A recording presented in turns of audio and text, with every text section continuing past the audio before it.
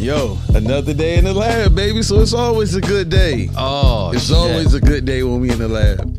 You want policing to be better in your communities? The best policing that you can that can happen in any community are people that's actually from the community and that.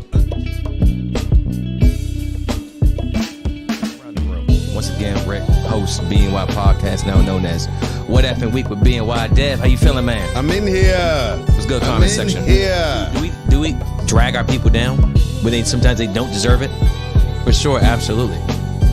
In this situation, this man deserves every single dragging that we can do because this is not an example of us.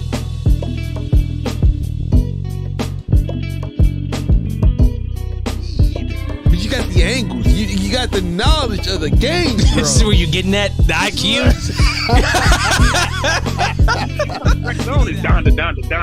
Down. Like he's telling you what's going on. How he was a bad husband. How he was just doing things his way. He's apologizing to his wife like, yo. Pat ourselves on the back for that one because we ain't giving yourself awards. I mean, who is? Yeah, no more. Hey. One time, Bonaparte, ladies and gentlemen. Producer extraordinaire, BNY Network. We alive. We alive, baby. AJ, bring us in.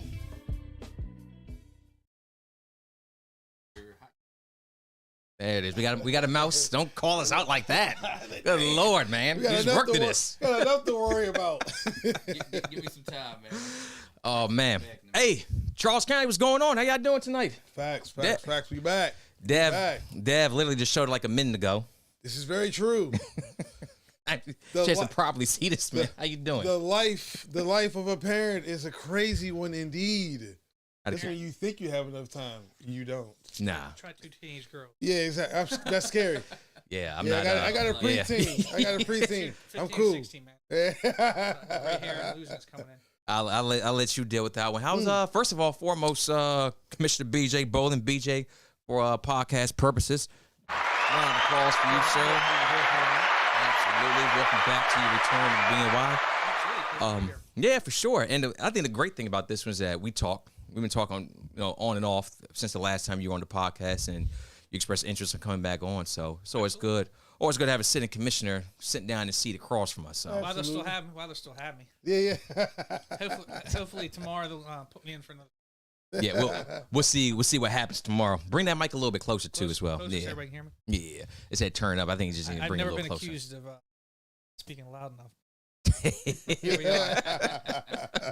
Or not hogging the mic. So yeah, right. Look, when you got a lot to say, ain't nothing wrong with it. Oh man, I always have something to say. Hey, facts. I appreciate y'all letting me be here. I mean, honestly, for any person sitting in an elected position or trying to, not even just a position, but trying to make a difference, whether you're a advocate or just somebody in the community trying to do the right thing. Anytime you have an opportunity to get in front of a bunch of people and tell them what you're trying to do to make the community better, if you're a fool, not unless you're hiding something. I ain't hiding. Hey, look, he said it, not us. Hey, yeah. All right, we gonna run with it though. That's gonna be our new promo before I do video after election. Before we do anything with podcast purposes, let's get a couple comments. Shout out to Facebook user, whoever that could be up top. Say Facebook user. That's not me this time. Mank Carlos, how y'all doing? Good to see y'all tonight. Going to see y'all very soon too as well. We'll talk about that one a little bit later after the podcast comes to a close. Absolutely. BJ. Election time, man. Yeah, it's a big day. Big day tomorrow. Tis the season. Nah, man, I appreciate y'all again letting me come on here. I think that, and we were talking about before we went live that I think these are good opportunities for the people in office. Mm-hmm. And if you're not willing to come on a show like this, and you've done a really good job of not been biased to one party or another. You ask tough questions to everybody, and I think that's what's kind of drawn me into your format is there's something that's a hot topic, you don't hold back. Right. And I'm glad to be here. I look forward to tomorrow going around seeing people. I feel like I've worked really hard over the last 4 years. We've worked in the community, been out there. We've done some really good things, but we got a lot of good things to continue doing. And my other 4 Democratic colleagues over the next 4 years and making things happen. So we're talking election season. First of all, where are you going to be at tomorrow? Oh, a little bit everywhere, man. I'm probably going to start my day off Actually, already voted. I voted up at the Waldorf JCs during early voting, but I'll probably start down at Trinity Church Hall down there where I live and just make my way around. Thank the poll workers for doing what they're doing, and we'll make our way to Blue Dog tomorrow night. That's my spot for election night. Okay. You know, Okay. You know, it's a good little spot. Has good food, and my family and I are gonna have a nice dinner, and people welcome to come out and watch the results come in. I'm sure Gary and them over there would be love to having more folks over there partaking. Yeah. So that sounds like an invite. First and foremost. The whole community's invited, man. Come on out. Hey, so we'll be live for tomorrow for election, but afterwards we'll see what's going on in the streets of Charles County. Absolutely. Yeah. See, maybe you and me could share the same driver. Oh, I always have a driver. Always have a driver. But before we really dive into it, Dev, you want to do a little bit of housekeeping for us? Absolutely. Hey, real quick, I'm gonna make this short and sweet. If you're a longtime fan of the show, you know what's coming next. If you're new to the program, just follow along with me. I got you. All we ask of all of you y'all give us that Showtime love. If you don't know what the Showtime love is, I'm gonna explain it to you. I'm gonna break it down real quick. Showtime love. Showtime. Like the show, love the show, hate the show, watch the show, don't watch the show.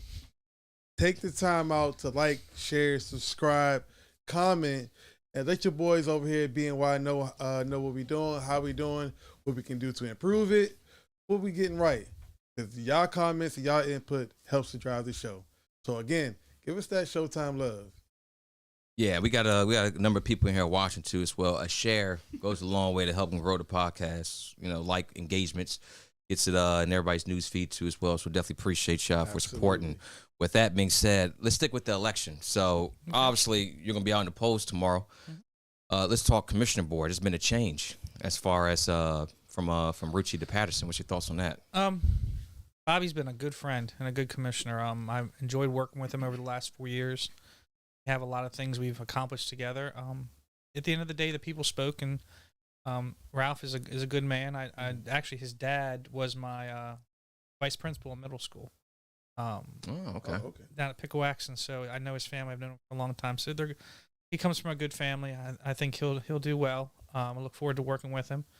But like I said, the people spoke, and at the end of the day, that's what we have to, how our democracy works, and we're going to move forward with it, and still have a lot of love for Bobby.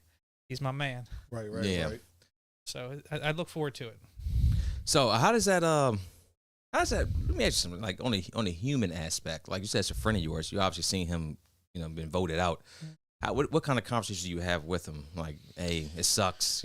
Obviously you're more likely moving on tomorrow. He's out. How does that work as far as the dynamic? I think, it's, we're all human. And at the end of the day, one door closes, another one opens up. And I think for Bobby, I don't want to speak for him, but he has a beautiful family. He's got a lot of friends. He has a great business.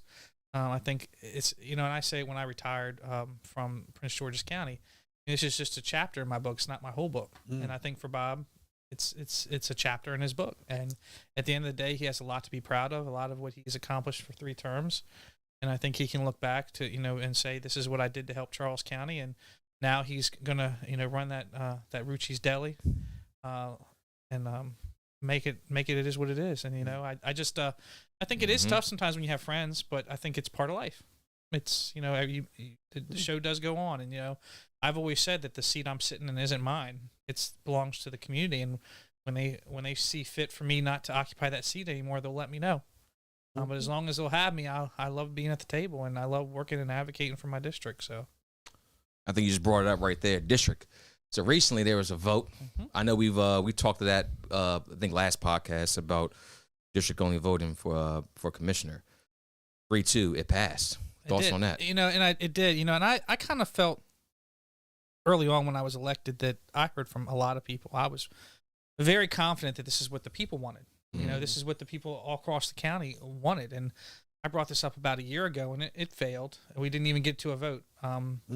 But I felt like after this primary season, colleagues have been out in the public, going around trying to gather votes and get their message across, and they've heard from the people. And I talked to, Bobby and Amanda, and I said, listen, I really in my heart feel like this is what the people want.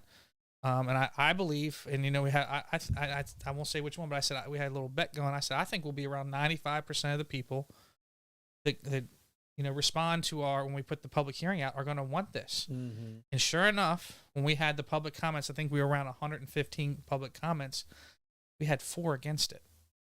Yeah, well, yeah, wasn't a lot in favor. And the 4 that were against it, two were candidates, and one was a mother of a former candidate. And I'm not saying there's anything wrong with that, but I guess what I'm saying is, for the everyday non-political people, it was like 97% of the people wanted this, and I think it's the right thing. People should be able to choose who represents them. And this last election, the election before that, I won my district. I think all the commissioners won their district, but there have been times where the commissioner has not won their district, and the overall votes have pushed him over the top. And I just really, and there was such a wide range of people from a wide range of backgrounds in support of this. You had Democrats, you had Republicans, you had African Americans, you had Caucasian, you had women, you had men, you had people that were in the business community. I mean, it was just all. It wasn't like one specific group. It was everybody. And I was proud of the board for pushing it through. I was a little nervous when the vote came down. I just didn't know how everybody was going to go. But, I spoke my piece. I said how I felt, and I feel like that this is what the people wanted, and we got it passed. I think it's a good thing, And I said it in the meeting. There was a comment about how the majority of the population is in Waldorf, and they should have a majority of the voice. Correct. And when the districts are aligned, when we set the districts up, we actually just did redistricting. It's based on population. So each commissioner district has an equal amount of population in it. I think it's around 45,000 are in each commissioner district. My district is the only district without a portion of Waldorf in it. So District 2, District 3, and District 4 all have a portion of Waldorf. So actually Waldorf has 3 commissioners that represent them. And so I thought, that's a fair representation of the population. And the commissioner president will still be at large, which isn't, a good thing. So I think we progressed as a county, and Prince George's County does it.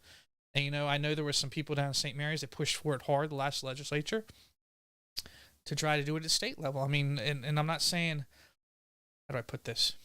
I think the people in Lexington Park deserve to have representation, and the people in Lexington Park should be able to choose who represents them. And I think we as a progressive county can set the tone and say this is how it should be done. And I'm hoping St. Mary's County follows suit. We'll see how that goes. But as far as Charles, one thing we say on this podcast a lot is, let the people decide, who they want. If District 2, 1, 3, 4, they all have their different ebbs and flows. So it's good to have somebody that's, in the backyard here that's really fighting for the people instead of one. And that's the situation that you have one majority area affecting a lot of the vote. So now it's more so, I know that the candidate has to be here in District 2 to campaign and be amongst the people that walk through these streets. And I'm going to tell you something else it does. It makes it a whole lot easier to run for office. So I can tell you this, the second time running for office, it costs quite a bit of money to run an effective campaign, especially if you're running countywide. Now, if you're just running in a district, you went from trying to go after 180,000 people to going after about 45,000 people. And you start narrowing it down to, especially for a primary, how many are super voters and all that stuff. So it makes it the everyday citizen. It makes it a whole lot easier to run for office, a whole lot easier to door knock. It takes the money out of politics. It does so many things that are benefiting just average people. At the end of the day, that's really who should be sitting in these seats, are just everyday people that are looking out for their community. And, I had an interesting conversation yesterday on social media. Because, they always go. You having a conversation, interesting, social media? It always goes BJ well. Bowling, crazy. But it was about the broadband thing. And we were talking, this young lady got on there and was, talking about how people had really serious problems with student loan forgiveness, but they're for broadband expansion and how that's supplemented by government funding. And that's me where it said we didn't need it down there. We didn't need, if we wanted internet service, we should move into the city. And I sat there and I thought to myself, if it wasn't somebody that really understands their district, like myself or somebody in District 2 that understands the struggles for everyday people down there with this lack of internet service, it really might not be as big a deal to them. If they have to just win Waldorf, are they really going to push for it? And I sat and we had it was an interesting back and forth conversation, very civil. And I said, well, I'm going to give you an example just to kind of give you perspective. A lot of challenges we face in more urban communities is a lack of fresh food. A lot of grocery stores are shutting down. Food deserts over in Indian Head. Food desert over there. We're trying to get Oasis up and running. So would you say to those folks, if you want fresh food, you need to move in the country next to a farm? No, you don't say that. You say, we're going to bring it to you, and we're going to, because everybody should have access. So should you really say to the more rural people, oh, well, if you really want internet service, you need to move into the city? No. It's a basic necessity now. It's become a basic necessity for education, for, healthcare, for all these things. So I think having these open, honest conversations, and not immediately just throwing up this confrontational look because somebody disagrees with you. Have a civil dialogue back and forth and try to make your point. And I think district voting brings that to the table. It makes you represent your district. Does that make sense? Hey, look, I like district representation. I'm all for it. Hell, I got the flag, DC flag right behind me, too, as well. Yes, you do. Let's get to some of these comments, too, as well. I want to keep this conversation going. AJ. So real quick, Derek, the Thaddeus Terry, he said, curious. DT, what's going on with you? Why the change after the primary? Because the people wanted this for at least 4 years, especially considering the Board of Ed was. Well, I felt like it was a good opportunity because we were fresh off of a primary election where people have been out there listening to the candidates have been out there listening to the people, had heard it. And you're right. You bring up a good point. If it's good enough for the Board of Education, it's good enough for the Board of Commissioners. And I felt like this board putting it in place, it won't affect this board. The next board, if they did it, it would affect them because this goes into effect in 26. So by us doing it now, it doesn't affect the next board. You follow where I'm going? Yeah, we got you. You follow where I'm going with this? So it wasn't political. I mean, it doesn't help or hurt anybody sitting in office right now. It's just the right thing to do. And I feel like when you get into a situation where it gets right before an election or the next, it can impact the next election. It becomes a little political. Does that make sense? Always is. Keep reading the comments. Let's go. That was kind of the main one. Left Witch Pascal, how y'all doing tonight too as well? Somebody said, unfortunately, money will never be out of politics. I mean, other than that, that was the main one I wanted to get to from Mr. Terry. So I went, Laura, what's going on with you too as well? There you go. Laura said. Well, hold on, not yet. Let's stick with this one too as well. Gotcha. I like that district voting for delegates too as well. I want to hop on that one here in a second. Man, I tell you. Actually, let's go with that one now. Then we'll move from there. So I will tell you, I was very disappointed. District voting or single member districts for delegate. St. Mary's County has it. Calvert County has it.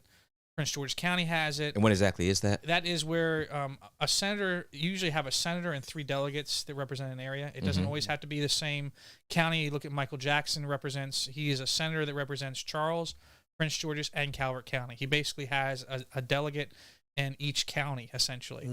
And in Charles County, District 28, we have Senator Ellis, and we have 3 delegates that run countywide. There's no single member districts. And the challenge I faced, and I was a huge advocate for this, is all of our delegates live in the western side of the county. Every single one of them. There's nobody in, Waldorf. There's nobody down in the southern part of the county. So I felt like you should break it up, maybe have a Waldorf representative, have a west side Bryan's Road representative, have a South County representative to make it fair and equitable so that everybody had representation in Annapolis. Unfortunately, when the State House decided to rezone how the delegates and senators were going to be positioned, it didn't go that way. But we did gain more. Senator Jackson moved more into Charles County and took a little bit more Waldorf. I found it a little. What's good for the goose is good for the gander. You know what I mean? If you're gonna sit there and do it for the school board, let's make it for everybody. And I think it's right. You should have somebody.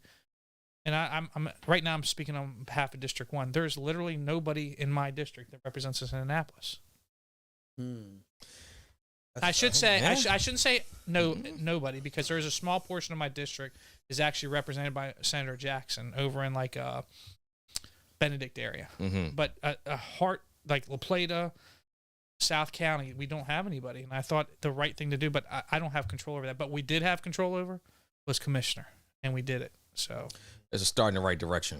And I think it sends a message to Annapolis. This is what the people of Charles County want, and hopefully they listen. It's not a slight on my delegates. It's just what's fair is fair. No. So charter.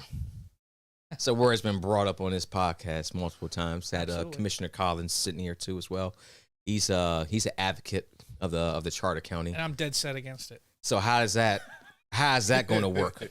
Quick to What is what have you had conversation with that behind the scenes or? I'm not behind the scenes. I'm right to your face.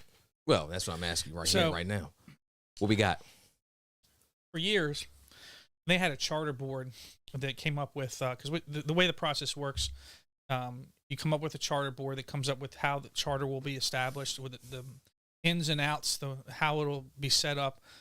They send that to the Board of Commissioners. The Board of Commissioners either approves it or says, "Now you got to get back to the drawing table," and then it goes on the ballot for referendum. Well, this happened about 10, maybe 15 years ago, and it got voted down by the people. One of the big pushing points for charter was district voting for commissioner, because every charter I've looked up, whether it's Prince George's or Montgomery County, their council people are elected by district voting, like which we just passed. And I've been saying for years, I said, we don't have to go to charter to do district voting. And we just did it and proved it. So now when you go to charter, I'm going to be honest with y'all, we can pretty much do everything a charter can do. There's very few things we can't do. But what it would do is it create a county executive, create a whole lot more government, and spend a whole lot more money.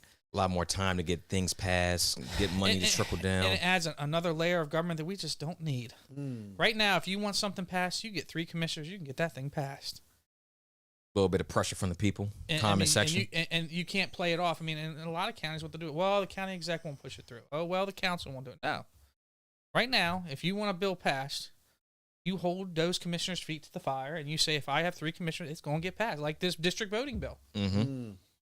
It's accountability to me, and it's about money, too. So here's the thing I'm driving at. So day one, when obviously new commissioner, if Patterson wins it, he'll be sworn in. Or let's just go with Patterson, just based off polling and the demographic as far as Democratic County. Collins day one could say, all right, let's push for a charter, and he'll just need 3 votes. Yep. And then become a charter county. Yep, and the battle begins. Is that going to happen? Is he's going to bring it up? I don't know. I mean, he very well could. I mean, I think at the end of the day, there's so much we need to accomplish in this county, from rec centers to education, the blueprint from public safety to some housing issues we're dealing with. I honestly, I think we have so much more important stuff to get done that we're going to take up a whole lot of staff time that we don't need to. Now, he may choose to do it, and that's his prerogative, and it's the other commissioner's prerogative. But I'm going to be a strong advocate not to do that, because I think we have so much more to do, and we're going to be, quite frankly, wasting valuable time and money. And I don't think the way the economy has been going, we're having some challenges. And you say, well, how in Charles County is it affecting our government? Well, we have a little thing called the transfer tax. And when houses aren't selling, or people aren't buying or selling houses, we don't collect that transfer tax. And that's a big chunk of money. And so if we're not collecting that money, that's going to mean our budget's lower. So we're going to have to really crunch the numbers when it comes to the blueprint. And a lot of the implementation for blueprint's going to cost quite a bit of money. So to me, that's where our focus needs to be, not on changing the government when we don't need to. And I'm yet to hear why. A raise? Well, the title? I mean, honestly, and I'll tell you, Ricky, right now, the title and the raise. But you know what? You can go to we have a thing called the Compensation Commission. And if we see fit that the commissioner president needs to make more money, then we can make a recommendation to the Compensation Commission. They can decide, listen, we're going to raise the salary of the commissioner president. They can do that. We don't have to go to charter to do that. I understand the challenges that come with, running a government, when it comes to finances. If that's something to be put on the table, then I'm up for the discussion about it. I'm just not up for wasteful spending and adding more bureaucracy on the government. It's just we have enough now.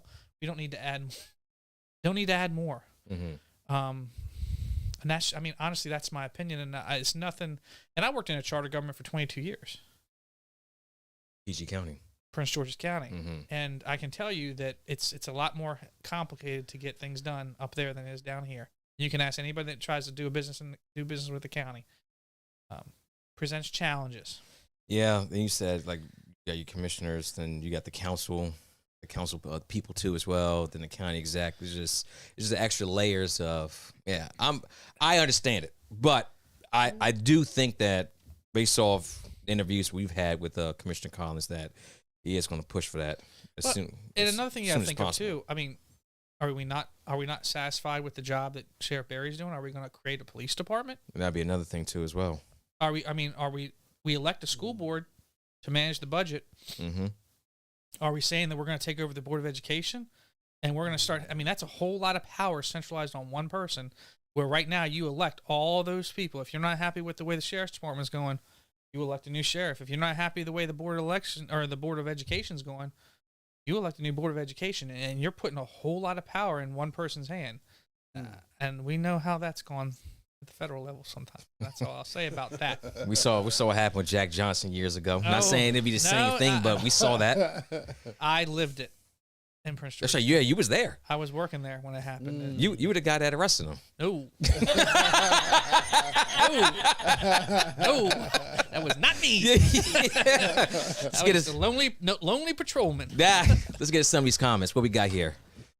All right, so Carlos Child said all commissioners should be full-time so they can solely focus on people's needs. Got to pay him full-time too as well. What did he say? I'm sorry, I missed that. I was trying to read a comment. My fault. So Carlos Childs says all commissioners should be full-time so they can solely focus on people's needs. I don't disagree with that. Mm-hmm. I don't disagree with that, but I think it limits. You want to raise? I don't want to raise. If you were full-time? Not saying you don't do full-time now. No, but I don't want to raise. This is a public service for me. I'm dead serious. I said that fast, too. Yeah. This is not my career. This is a public service for me. But what I'll tell you too is you also in the same sense you might limit people's ability because we have school teachers that are pretty good commissioners that also are on the board. You got another one that's getting ready to come on. He's a school teacher in Prince George's. Ralph is a school teacher in Prince George's County, and I don't know if that will allow him to do that. So I do. I mean, I have no problem doing it, being full time. But I also want to have it open for many people to run. But I don't need a raise. I have my career. They also asked if this could be voted upon. It could be, yeah, Okay. absolutely. Nicole, and I'm sorry if I mess up your last name, Mascor. What's going on, Nicole? Nicole said charter equals more government and more money from taxpayers. And then they are asking for the charter with extra taxes. Are there any pros? I honestly see zero. The one pro that was going to come out of it was district voting, but I debunked that when I said we can do it ourselves already. We got it right now. We got it right now. Yeah. So, and the irony, and how do you vote against district voting, but then want to support charter, which would implement district voting? Hey, what we say? Title in the How race? are you against district voting? You vote against it, but you want a charter that's going to give district voting. That tells me that you just want a county executive, you want a big salary. That's what it tells me, because if the principle of district voting is embedded in charter government. Right. So so how can you say you're against district voting as a commissioner, but you're going to be for it as a charter? I find it a little hypocritical. Just speaking it real. That's all. Hey, based on the numbers, the facts, I'm not disagreeing with that either. What else we got? More comments. Couple more here. Back to the commissioner should be full time. They said also more cost. Who said that? How about Michael? I'm sorry if I'm messing up last names. Lucchesi. What's up, Mike? Yeah. Also more cost. How about a state 120-day session versus a short 90? So I will tell you, it is maybe what folks don't understand or realize. I call it a 4-year contract. When you win that election, you are literally signing a 4-year contract where they can't get rid of you. Mm-hmm. So you literally don't have to come to any meetings. What are they going to do to you? Is that happening now? I'm not saying it. I'm not. Well, I walked right into that one, didn't I? But I say that because we have meetings every Tuesday for the most part. But I'm in the office a lot, and my phone never stops. You can ask my wife. And forgive me because I live in a rural part of the county. I will have Amish people showing up at my house at 7:30 at night because they don't have phones. So the only way they can get a hold of me is showing up at my house or getting to a payphone. So when I tell you I run this mine's a full-time job between emails and weekend events. It is a full-time job for me, but it's all in how the individual commissioner treats it. Mm-hmm. Mm-hmm. Oh, 100%. Even if you made it a full-time position, quite frankly, who's going to enforce that? We are the boss. The people. At the election time, yes. It's not like miss a few meetings. You can be. You'll be shamed. I mean, that's it. I'm already doing that now. You saw my meme. Outside that, who's really going to be the enforcement end of it? Think about that. So, is there any way to enforce that? So since we're on the topic and we've been on, I don't know the answer to that charter. question. I'm about to say, I don't know the answer to that. If there's like an executive, Sheriff Berry's going to enforce it. Put more pressure. That'd be a whole nother branch of government that they wouldn't have control over. So it would just But honestly, we could, if there was something we could do it now. I mean, if there actually is something you could put in place, which I don't know if there is, we could essentially. It wouldn't matter if it's charter or code home rule we have. So you, like I said, you can miss as many meetings as you want to, and that's it's just I mean, public shame. But it's no like there's nothing you could put something. And I'll go a little bit back here, but we had a commissioner, 20, 30 years ago that was signing documents at the county jail. Oh yeah. Yeah, man. Wait, hold on. Wait, if anybody had a little long in the tooth in Charles County, we had a commissioner that was gotten a little bit of trouble for Derek Terry. Where you at? Allocating gas into his personal stuff, and I think was in jail from what I gather. And how long? I don't know how long he was there, but it's a joke going around county. And they were taking documents down there for him to sign. I'm like, oh my Lord. The man was in an orange jumpsuit, still running the county. You know, I'll tell you a funny Some Marion Barry type shit. I got to tell you a funny story about that. At least he was there for the people. Hey, somebody find that name. You said the orange jumpsuit, and it just, tonight I was getting ready for your podcast, man, and this just shows you how, as an elected official, you really got to watch what you say and what you wear. So my wife and I were trying to figure out what shirt I was going to wear. And I had this nice orange shirt that I was going to wear, striped shirt that I was going to wear under this. Oh. It had stripes on it. And I pull it out and I look at it, and I looked at my wife and I said, man, I don't know if I should wear this. She said, why not? I said, man, this last election, man, I was wearing an orange polo shirt for an interview or something.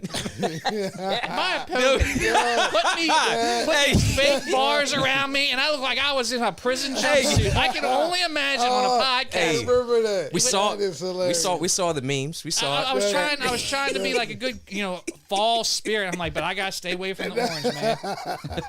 I remember looking at that one. I'm like, man, are you kidding me? Really? No, that was good. Yeah. It was hilarious. He showed me, and I was like, oh, wow. This man, BJ, was he locked up? I'm like, he made it look like it, didn't he? We got the name. Hey, I may need to hire old boy, do some meme work for us, too, as well. BNY's open for business. Man, they try to tell me I need to shave. See, razor, BJ. They've actually been in the comments heavy about your outfit. You look like a well-made man. I seen somebody say. I think Michael Leftwich said that. Hey, somebody said, "Can we see your shoes too?"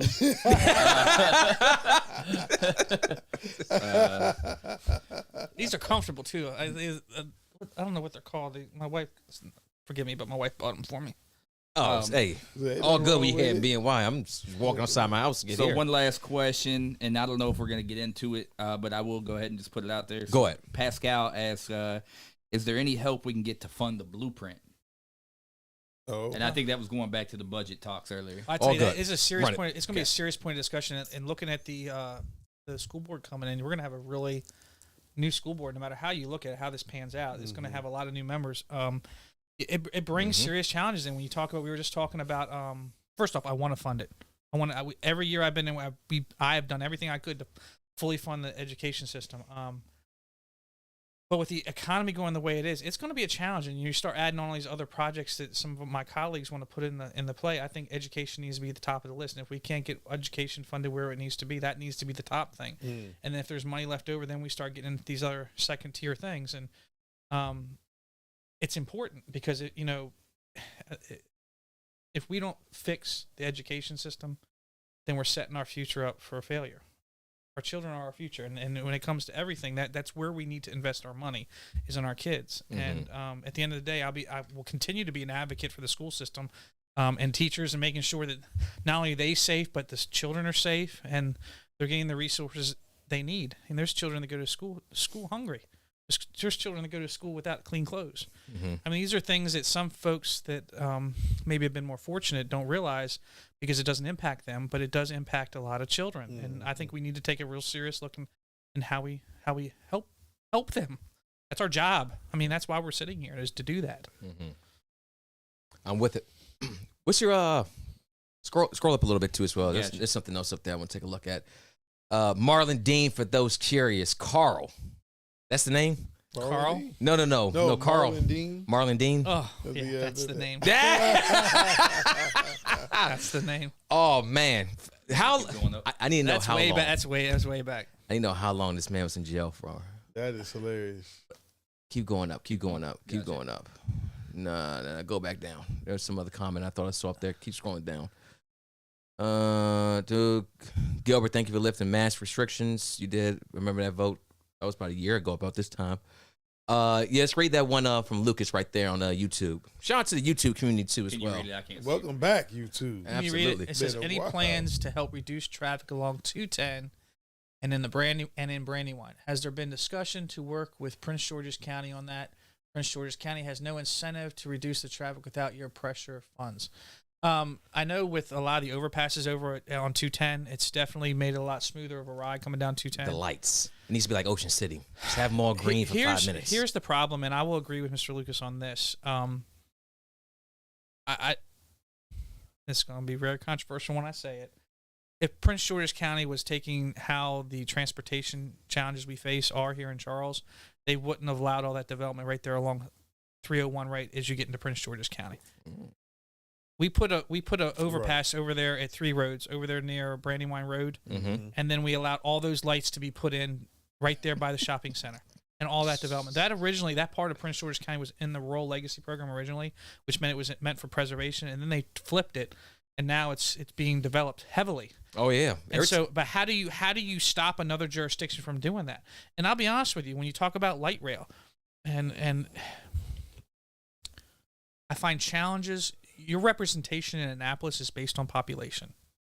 We are the fastest growing minority community in the country, and the wealthiest. And when you take that badge from another jurisdiction, which is our neighbor, let me tell you something, man. That says something about our community as far as people wanting to come here.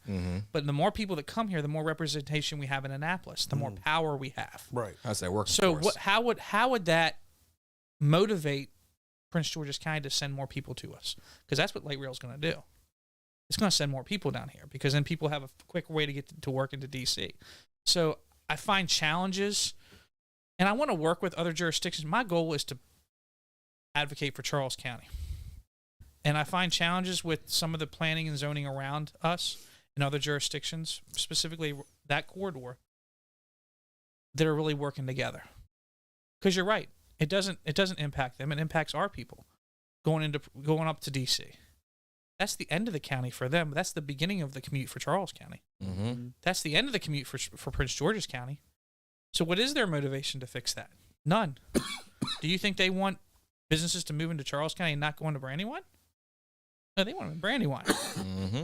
So, I mean, realistically, we need to start thinking like that. And I've always expressed a strong desire to start working more east to west, from Indian Head across to St. Mary's and Calvert. Are we working on that corridor? Are we building up Indian Head to get jobs to stay down here? Which I think we've done a significant amount of work in Indian Head over the last 4 years, getting businesses to come over there. I mean, it's going to take a while. It's been a lot of neglect over there for a long time, and now that we're finally getting a lot of empty rolling, buildings. Don't now, down me. But you know, now we're getting things rolling over there, and businesses are coming in. I mean, it's very promising over there.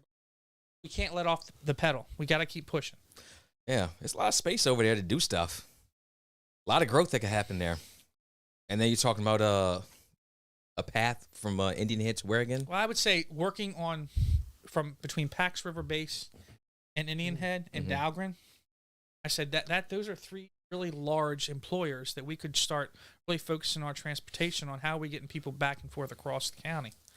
So, okay, we'll see how that goes. I'm highly curious because for now I just take the back roads when I go to work. I didn't deal with 210 or 301. Yeah, man, go on, step out. Help yourself. Actually, Leftwich said you got that COVID, man. Yeah, see. This man Dev hurting. He's good though. He's good. I promise. Let's scroll up a little bit. Let's read some of these comments on this. So another one, Nicole again.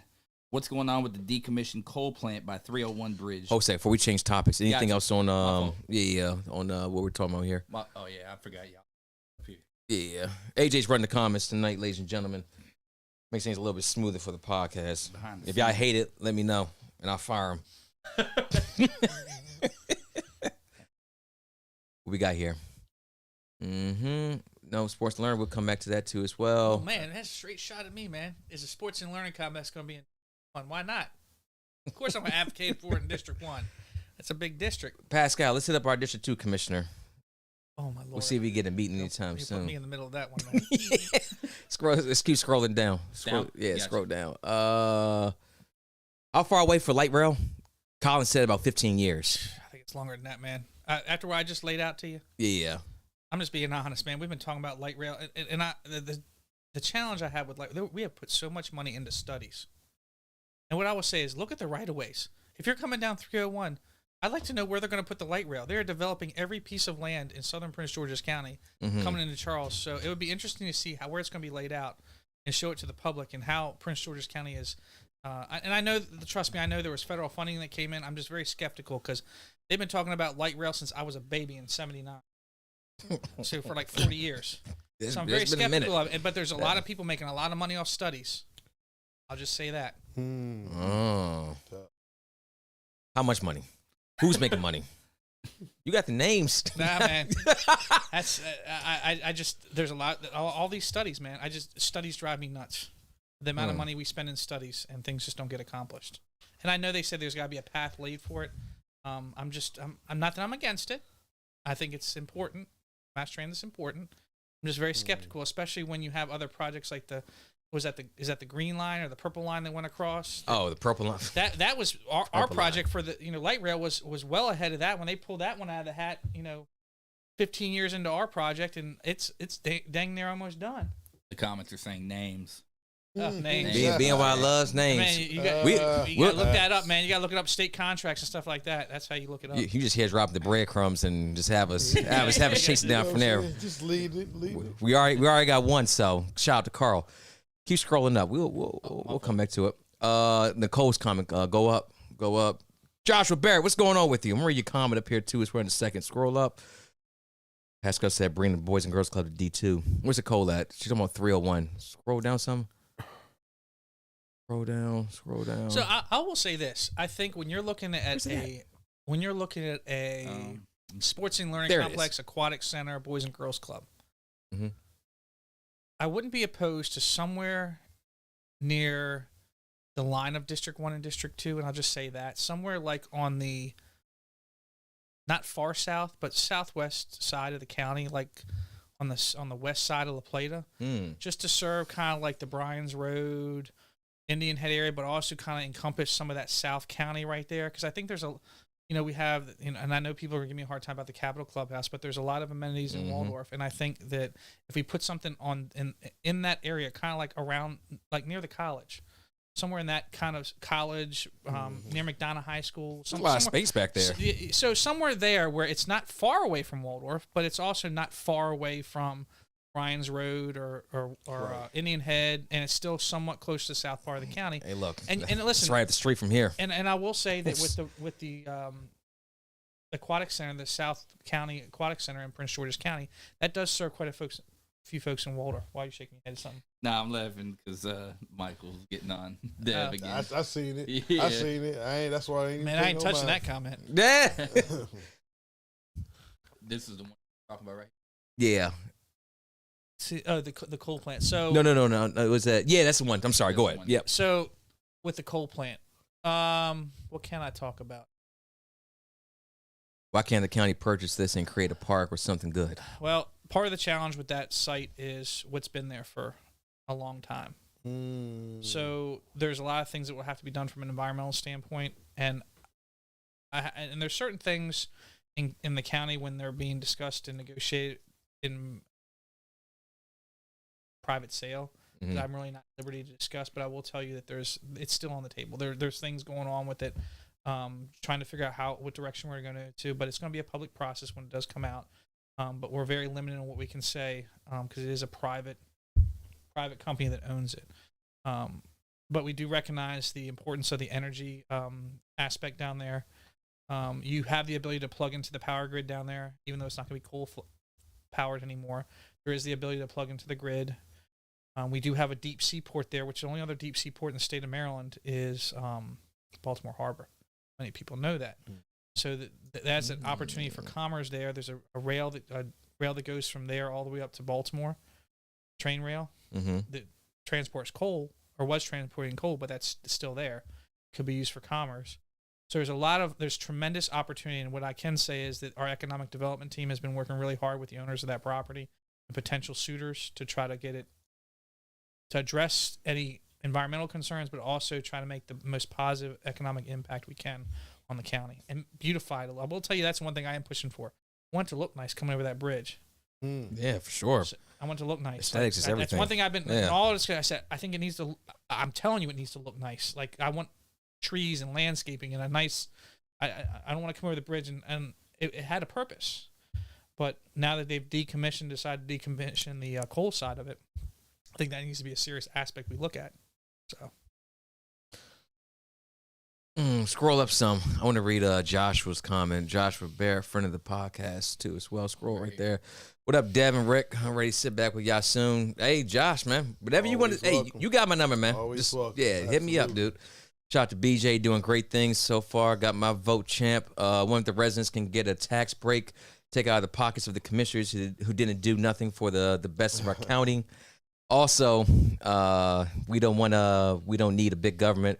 We people can handle common sense. So what is right, what is wrong? Gilbert, what's your biggest goal this term, balls? Biggest goal: complete this broadband thing.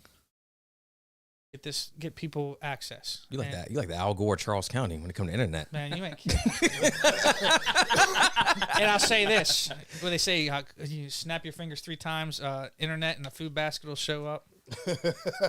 Come on, that's what they say about you. So, second part is we are a wealthy county. We have a lot of children that go to bed hungry every night. And I think we can do a better job of access of fresh fruit, fresh vegetables, fresh meats to our children and to our even adults. There's a lot of people struggling in our county. Listen, we have a very wealthy county, but we have a big gap. I think continue to press on education. That's what's going to attract people to our county, is our quality of our education. Public safety is important, making sure that we keep the people here safe, supporting our sheriff. And, one thing I'll throw on, it's not necessarily new, but I think infrastructure, whether it's the Resilience Authority getting these stormwater management challenges we have, figured out, roads, we have some rough roads, man. So I think before we start, and I said this, and it was a public meeting, I can't remember what we were talking about, but we need to really start taking care of the people that are already here. A lot of people concerned about bringing more people into the county. We need to start taking care of and providing the services that the people that are already living here deserve. And part of that's the roads, the school system, recreational facilities, and these things cost money. So it goes back to what we were talking about charter. And if you better be bringing something to me for these next 4 years that's going to bring some positive benefit to the people that already live here. There better be some positive, impact, whether it's schools, whether it's infrastructure, whether it's, recreation. But this stuff with charter, man, that's waste time, waste of money. That's why I'm direct, right to the point. How's that going to benefit them? Is it going to put, food on the table for them? Is it going to fix the roads that they're driving on every day? Is it going to make a better education system, provide opportunities? Is it going to give them something to do when they get home from school? Nope. So why are we doing it? Why are we spending the money? Why are we spending the time? Opinion. Quick question. Go ahead, then read the comments from the people. Yeah. I'm turning the air on in here. Quick question. Man, you trying to say I'm full of hot air? Hey, so you never that ain't for us to decide. That's just up to the public. We just providing the medium, But nah, you speaking good stuff tonight. I had a question. You were speaking about you alluded to the impoverished, areas and individuals within the county, and then you also spoke on like infrastructure and stuff like that. As far as, because I don't live here, I know a little bit. I know that there are some areas that are just kind of well known for being a little bit more impoverished than other areas. How could you address that? Talking like Andrew Moy? I didn't want to say it, but there's places in my district. I'm not gonna lie. My children and I were out today. We were and I'm gonna give a shout out to it. Cobb Island Fire Department had a food we do dinners, best dinners in the world. These fire department dinners are delicious. Well, they had a lot of food left over, so they called me up and said, "Hey, do you know we have some food we need to get rid of?" I said, "Oh yeah, I can get food rid of." I can get rid of food for you. Mm-hmm. So we went, my wife and I, or not my wife, my two girls and I delivered some food to a church over in Newburgh. And we pulled on the road, and you could just see, it's amazing. And I said, girls, look at this. You go from a house that's not so in the best of shape to right around the corner to a couple $1 million house. And these children all go to school together. Mm. So what I'm getting at and I'm saying is it's everywhere. And how do we get out of it? Education. And how do you get a kid to go to education? Well, first they gotta be not hungry.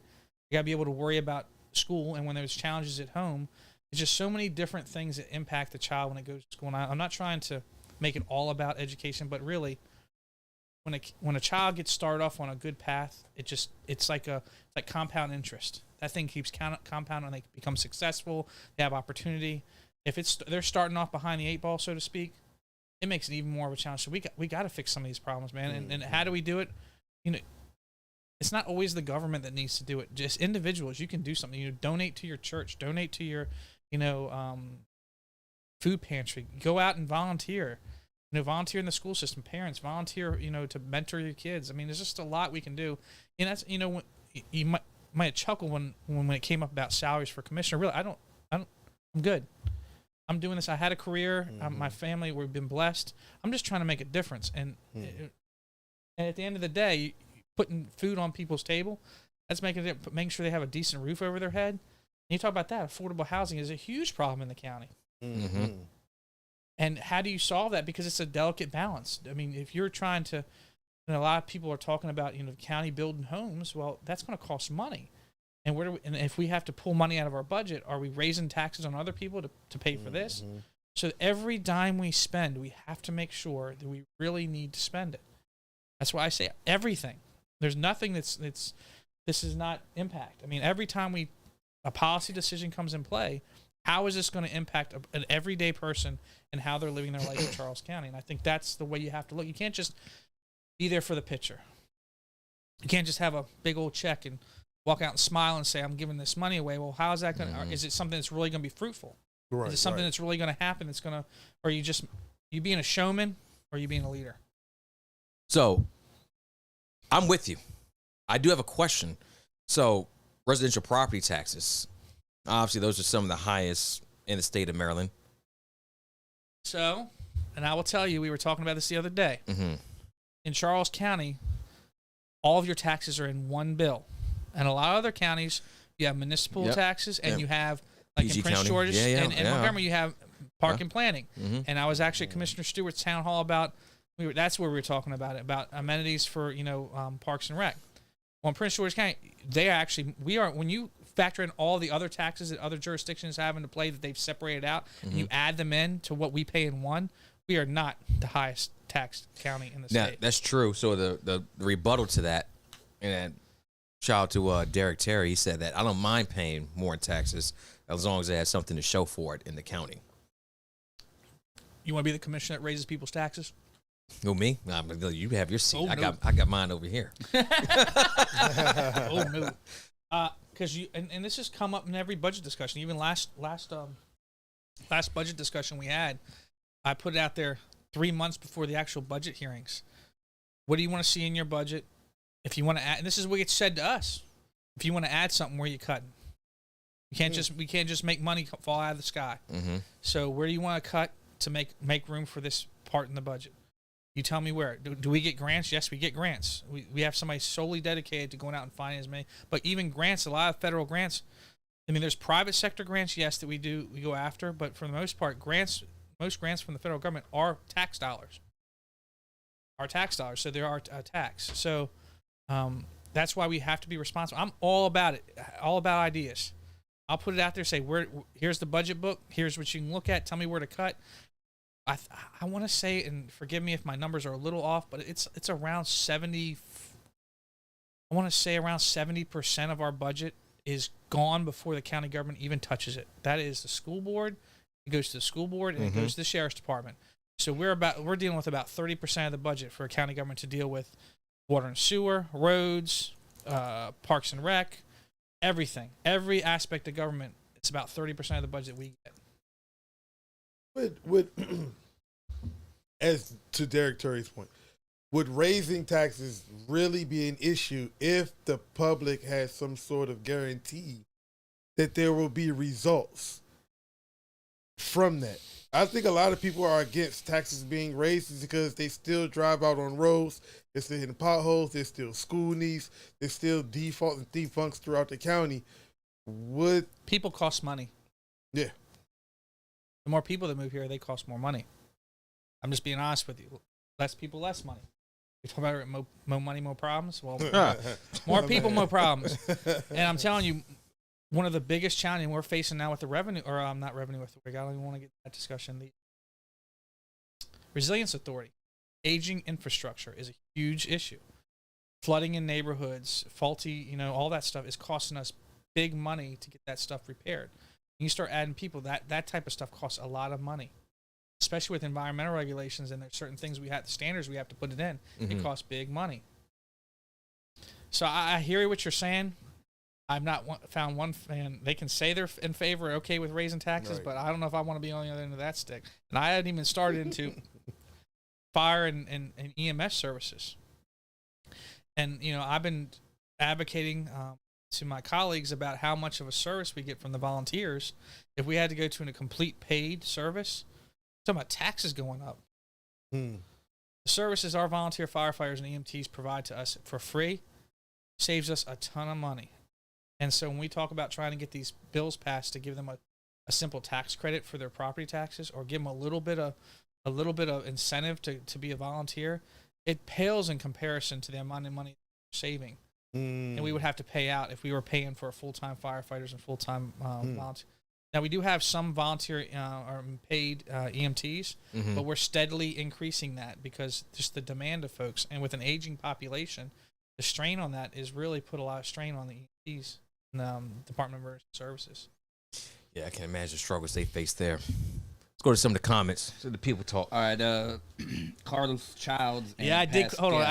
I did quote Biggie. Mo money, mo problems. Hey, is that Reggie? Hey, Reggie. You see what we got? Shout out to Reggie. Look, we got here here, Reggie. Shout out to you. Shout out to Reggie. Thanks, Ricky. Ricky finally handed it over. I ain't seen Dev since Reggie handed it to me. So definitely appreciate that. Hey, shout out BNY, baby. Southern Maryland. Hey, and I flag apologize football. for missing y'all's game this past Saturday. I had some family commitments. I mean, it is nonstop with my girls, but I hear you had a good turnout for your flag football on Saturday. So. Yeah, come on in the spring.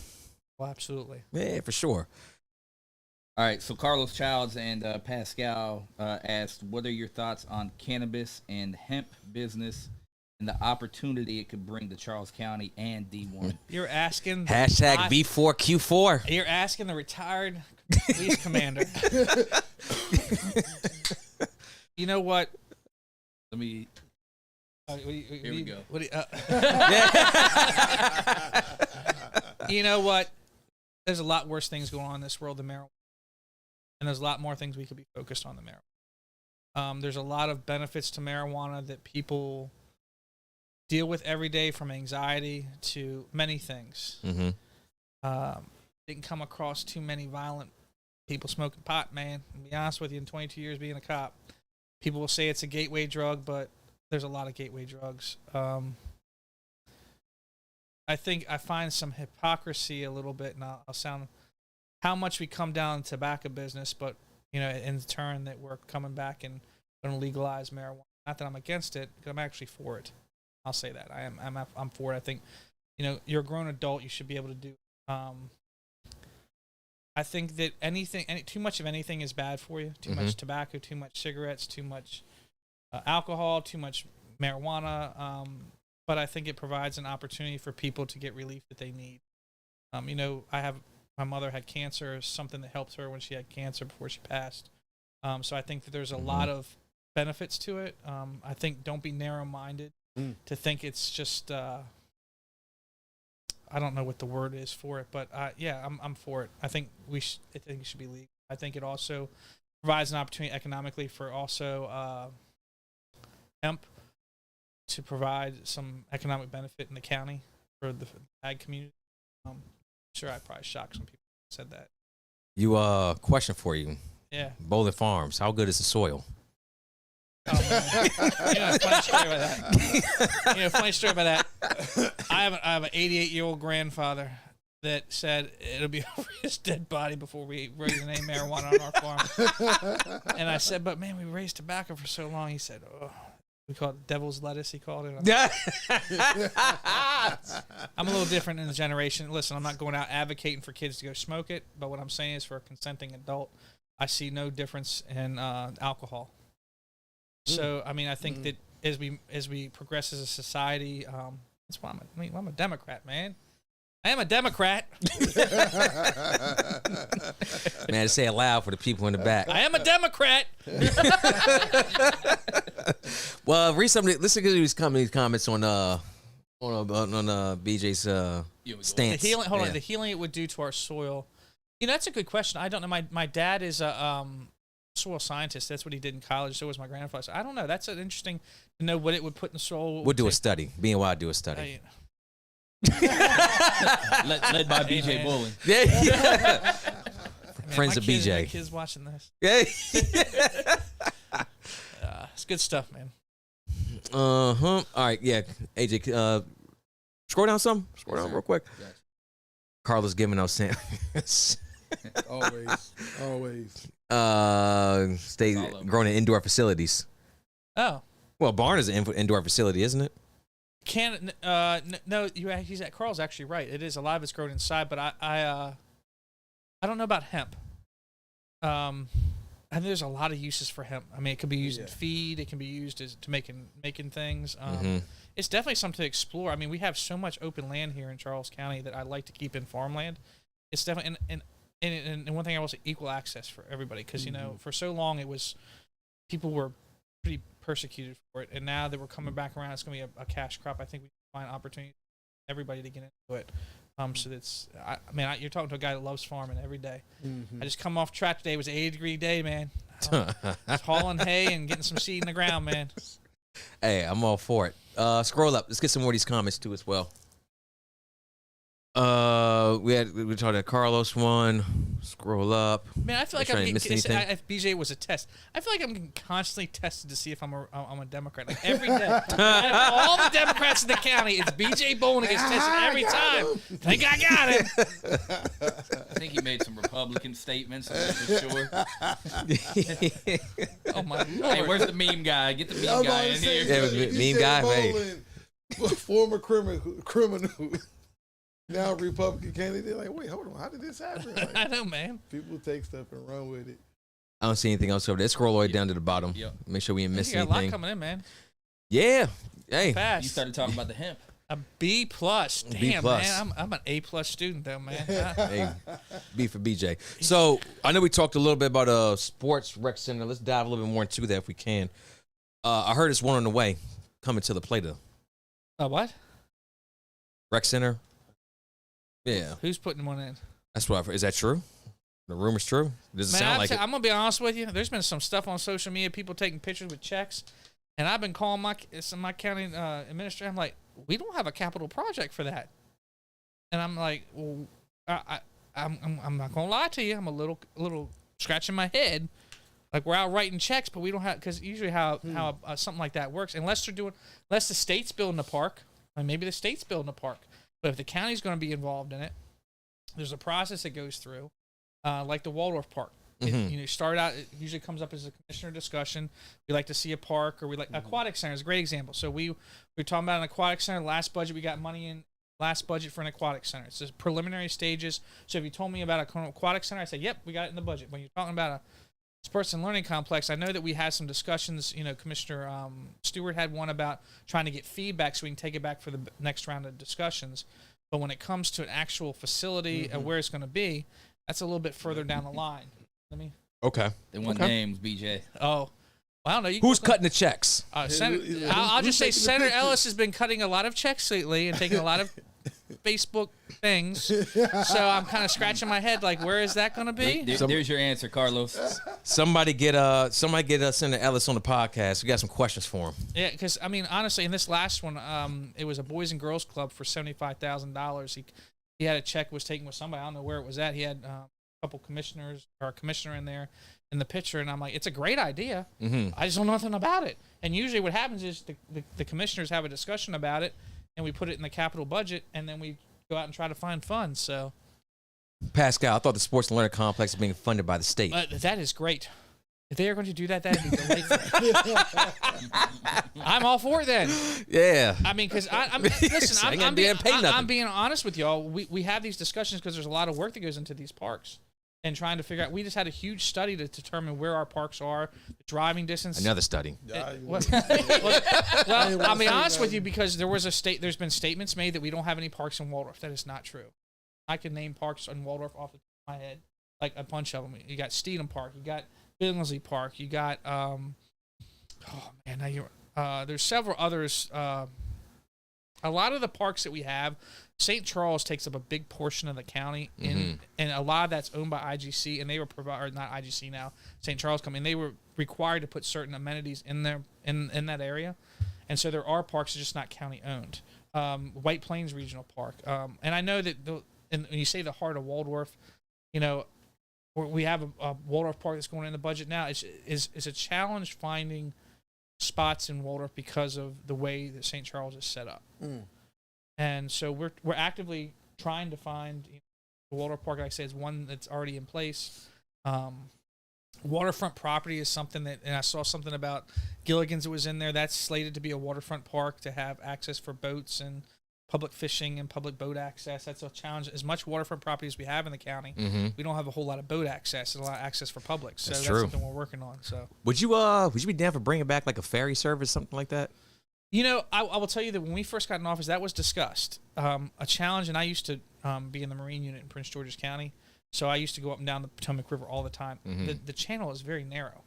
So there's limited, if you're talking about a ferry to go across to Virginia, there's limited ability to go across because of the depth of the channel there. But I'm not opposed to looking into it. I think there's a lot more challenge that face us with that than people realize. There were discussions about trying to get some entertainment to come out of MGM down the river, like a river type thing. I thought would be I'm always, like a tour or something like that. Something like that. I mean, I'm up for that, but you know, even down to Indian Head, down that side of the county, trying to find I'm always looking for good ideas. A lot of it's money, trying to gather private sector money coming in, help.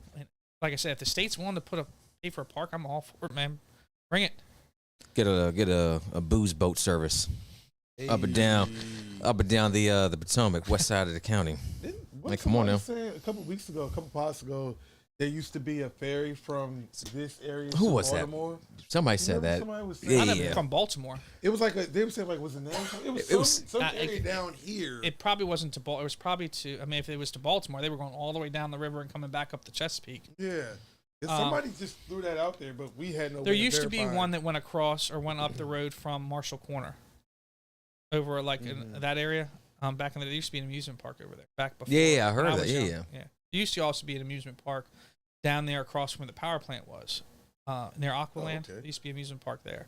There also used to be an amusement park over at Chapel Point State Park. Damn.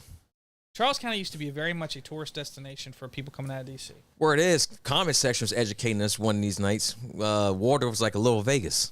It was actually, where Stardust used to be. I mean, all those, if you start coming down, well, it's even in Waldorf. All the hotels that are up and down, older hotels are up and down 301. It's because there used to be slots there, and that was a big. Because 301 was a busy little road. And 95 went in there. Trying to bring a casino to Charles County. You're talking about way before my time, man. I'm still a young pup. I'm still, even with Ralph Patterson coming on, I'm still the youngest on the board. Thank you very much.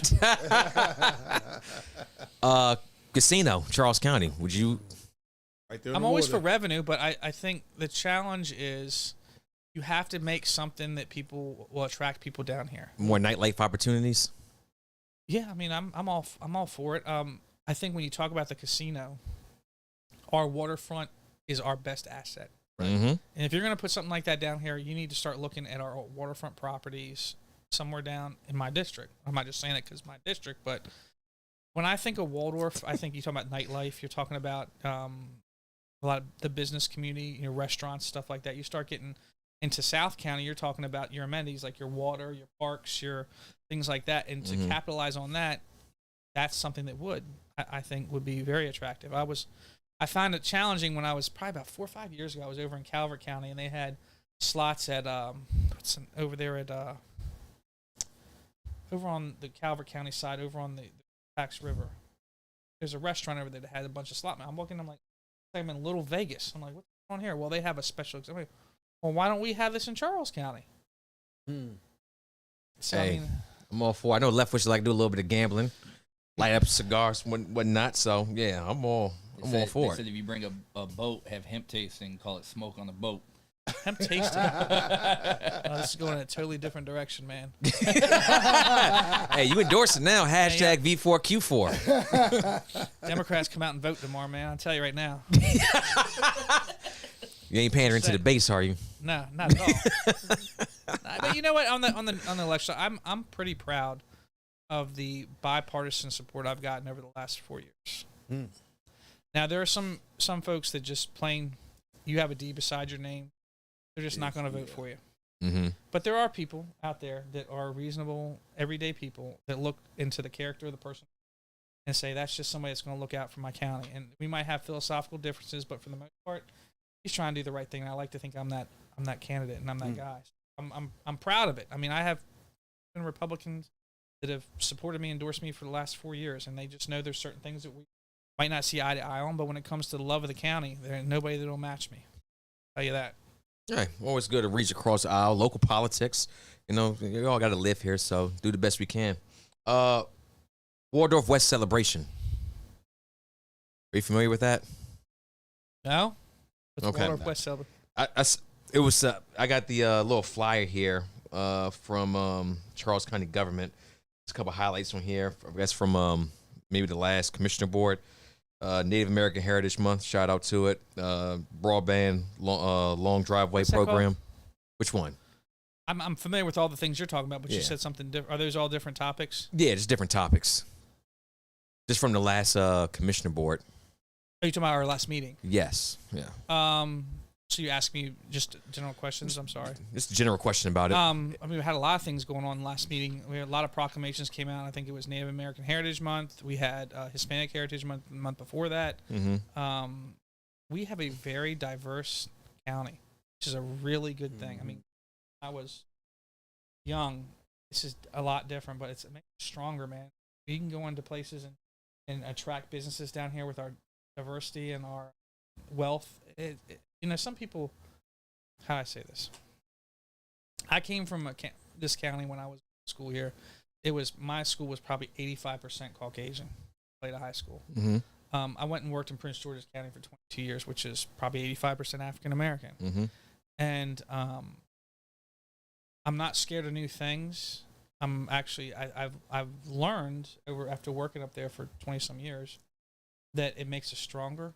And there's a lot of common things, a lot more we have in common than we have that are not in common. And I say we, I mean just people in general backgrounds. And talk about ethnically rich. Prince George County is very ethnically rich. Mm-hmm. You go up into, especially in the College Park area, up near Langley Park. Food's great. I mean, delightful. It's lovely. Yeah, I've been in Langley Park many a time.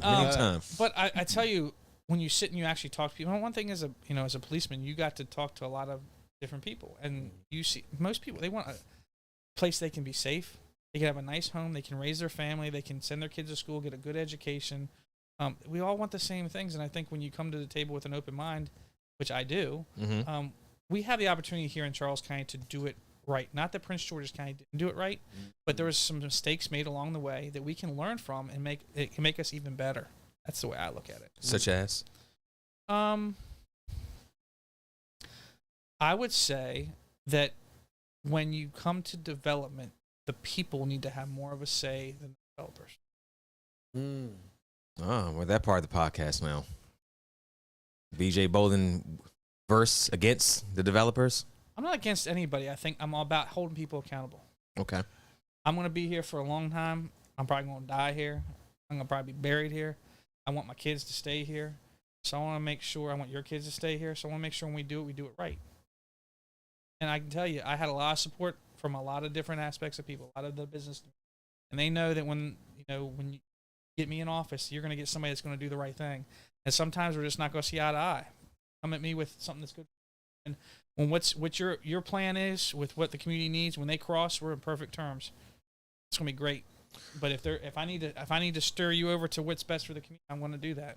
So I remember we had you on here on July we had mentioned as far as developers that in the past they weren't being were forced to hold their end of the bargain as far as building different things and amenities for the community.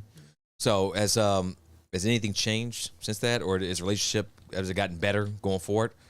Are you able to hold them more accountable now? I think that honestly, this district voting does, because you can just buy an election. No, please talk. No, I mean you can't buy an election. Can you pull your mic a little I'm bit sorry. closer? I'm sorry. I pushed it away. Yeah, you did. I think that, and I say that because it is a lot of, for the candidates that are on here, it's a lot of work to run a campaign, and it costs money. And I hate fundraising. I hate it. It's actually the worst part of running a campaign. But you need it to run an effective campaign. And I think when you essentially cut it into a quarter of what you have to run for, you can make it for, like I said, an everyday person. Everyday people tend to look out for everyday people. Right. When things come across your desk, I've always said, even in my other career, I want to put myself in a position where when I make a decision, Turn the mic a little bit more. to Yeah. me, when I make you good now. when I make a decision for the community, or at my job when I made a decision for the organization, it's the right decision, but a difficult decision and maybe not a popular decision. I don't want somebody to be able to shut my door to my office and say, "Oh no, you're going to do this because of this." I want to be able to make that decision. Somebody walks in, shuts the door, and looks at me and says, "I need you to change your mind. Now this is the right thing to do." Well, you have nothing on me. I'm going to do the right thing, and if you don't like it, there's the door. So how does that work? They knock on your office. I'm saying this I'm saying figuratively. Like, hey, BJ, how's it going? Sit in the seat. They want names, BJ. No, there's no names. Take you out asking for names, man. They take you out to dinner, all this other stuff. A little wine and dine. Yeah, got this nice 18-year here. Heard you're a fan of T-Bones. No, I Private say planes that at the airport. in a figurative sense. I say that because people are. I'm just telling you like it is, man.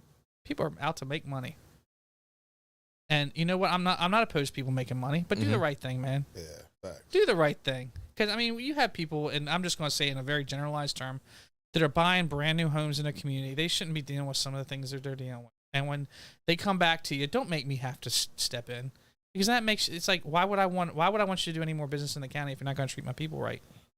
And that's not even a district thing. That's just a county-wide thing. And it goes back to, why are you running for office? What are you doing it for? Are you doing it to keep the job, or are you doing it to do the job? I'm doing it to do the job. And you know what? At the end of the day, I'm just going to do what I feel is right. I got to look myself and I got to be able to shave when I do shave. I got to look myself in the mirror every morning and be able to shave myself. You know what I mean?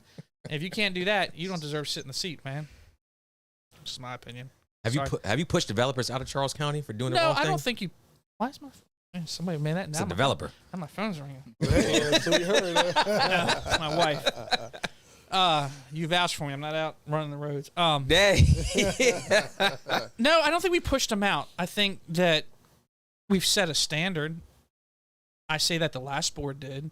And I'm not talking coarse about any other board. I'm saying, you know what you get with me. I mean, you come in with a great idea, and I say, okay, well, this is where you need to be to make it happen. This is what my community tells me. I'll use the Newburgh thing. When we had that big thing down in Newburgh where they wanted to put a bunch of houses, and that's not what the people down there want, man.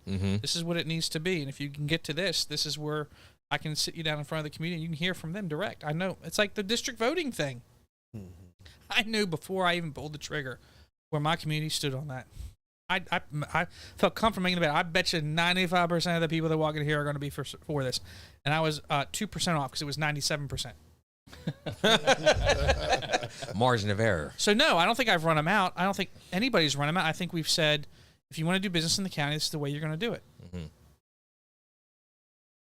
Well, hopefully we get some amenities from them going forward too as well. We'll hold up the end of we'll the be checking. bargain. We'll be checking for it. We'll be checking for it. So it says ban people from taking corporate donations and voting on policies involving those companies.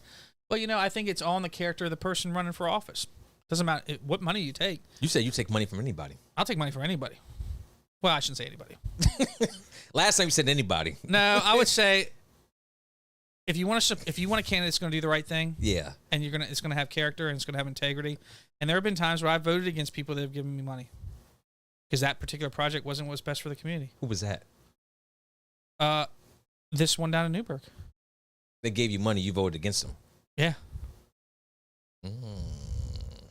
because I told them this wasn't the right thing to do. But they respect me enough to come back with another proposal and say, let's try this. There Okay. you go. And It can be done, ladies and gentlemen. It can be done. You know what? No, money doesn't corrupt politicians. You don't think so? No, I told you this earlier. It's like becoming a police officer. A police officer doesn't change you. It makes you more of who you really are. Yeah, facts. I agree. Being a politician doesn't change who you are. It makes you more of who you really are. If you are a person of integrity and wants to do the right thing, and you become a politician, you continue to do the right thing and continue to do what's right for your community. If you're a person that's getting into it for all the wrong reasons, you're going to do whatever the money tells you to do. But that's not something that politics create. That's just you. That's a character flaw. But doesn't that invite? that invites the temptation. The temptation eventually leads to. It's a character flaw. Yeah, just general. You gotta have a strong ethos in this game. Oh, you do. You gotta be like I said, politics. You gotta be willing to lose the next election because you're doing the right thing. Straight up. You gotta be willing. If there's something that you think is just the right thing to do, listen to the people, and you think, man, this could cost me an election, but it's the right thing to do. You just do the right thing. And if you lose the election, you lose the election. At least you lost it on you maintain your integrity and your character. I've always felt, man. Just me. I was about to go with some comments. You standing up over there? Yeah. Somebody wants. No, absolutely not. Gotcha. Yeah, no, that's not happening. Show you the, No, Who's the person wants to call in? Look, we're taking call-ins tomorrow. We do it at least once a month. I think who is it? Can I tell him? Who is it? Joseph Mank. No, absolutely Yeah, not. Joseph Mank. No, we're not. No, Love you, sir. Joseph. That's why I do man, call-ins. no. I do owe him for a fugu. He wants to help with the fugu ways. I know I owe you a message back, my friend. I will get you. There's only one time we did a call in this podcast, and that was with Terry and Derek Larson. But that made sense. They had to clean something up. This is Where you interesting. go? I thought Carlos, Joseph Mank went. money is the reason some people win their election. Absolutely. Absolutely. Absolutely. So when you get a person that knows how to fundraise but does the right thing, man, you got yourself a good District 1 commissioner. No, I'm just saying. Hey. You want to run for 2? Huh? Hey, scroll up. Oh, It's a my doc. Lord. Y'all, you threw me sideways on that one. Oh, my word. Let's see. Docket 90 question. Docket 90. Yeah, I seen that. Yeah. Yeah, I like that. Definitely have BJ. What was that up there? It was actually somebody giving me a scroll right down or up? Yeah, go up. It was actually a positive one. The other way. Other way, down. Gotcha. Definitely have to thank BJ for helping my community ensure the developer didn't try to do the okey doke on us. Man, I don't even get a name on that one. It's just a Facebook user. Who is Facebook Oh, user? that's that was Derek Terry. Has that been Terry all night? Yeah. Oh, man, thanks, Terry. Derek. Shout out to Derek, friend of the podcast too. Well, there it is right there. Docket 90. Michael. Oh, right here. Yep. Yeah, we can't break Docket 90. Just how much longer can St. Charles build? So the last two, Piney Reach, I think is the last one. The one that's going on, if you go coming from La Plata and you're passing Radio Station Road on your right, it's a 55 and older community. I think that's the last one, but there's not much left. There is not much left. But the new, I mean, honestly, the new is La Plata. That's where the new hotspot's going to be, because that's where the development is now moving to, where the next phase of development will be, and that is completely controlled by the town of La Plata. The county commissioners have very minimal control over what is done in the town of La Plata. Do you do any work with Mayor of La Plata, Mayor James? We're colleagues somewhat. What does that mean? Is that just? I mean, a good portion of the town of La Plata is in my district. There's some things, a lot of positive things that we agree on. There's some things we have, our challenge we face, but I respect the town. The people in the town elect the town council, and they elect the mayor, and they elect them to do the job of the town. I try not to step on their toes when my opinion's needed or something that county is involved in. I'll give it, but for the most part, that's why that we have elections in the town of La Plata. People were talking about the incorporation of Waldorf. I'm not opposed to it. If the people in Waldorf want to, There you go, Carlos. the people want to incorporate the Waldorf, that's their choice. I don't have any problem with that. More representation you have, the better off you are. What is the process for that? I think there's a petition that has to be done or something like that. I'm not sure exactly. Carlos trying to get to work. You knock on doors, right?